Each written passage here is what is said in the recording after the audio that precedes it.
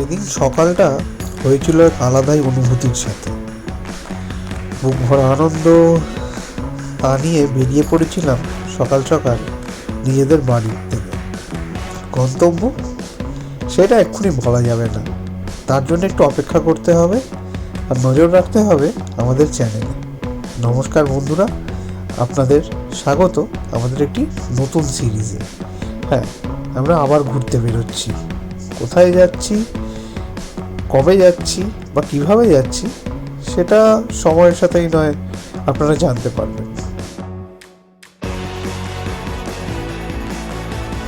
কলকাতার রাজপথ দিয়ে যখন আমাদের গাড়ি এগিয়ে চলেছে, কি দারুণ লাগছিল।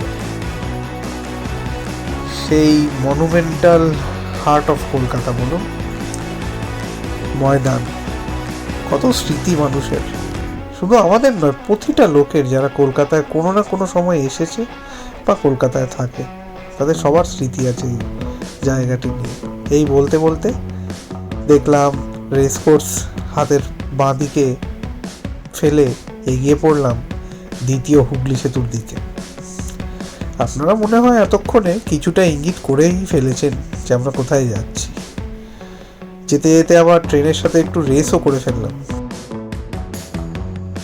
যদি আপনারা বুঝে থাকেন আমরা কোথায় যাচ্ছি তাহলে কমেন্টে জানান। সাঁতরাগাছিকে পিছনে ফেলে আমরা চললাম আমাদের গন্তব্যের দিকে। প্লিজ ভিডিওটা দেখুন শেষ অবধি, আর আমাদের চ্যানেলে সাবস্ক্রাইব করুন আর ভিডিওটা লাইক অ্যান্ড শেয়ার করুন।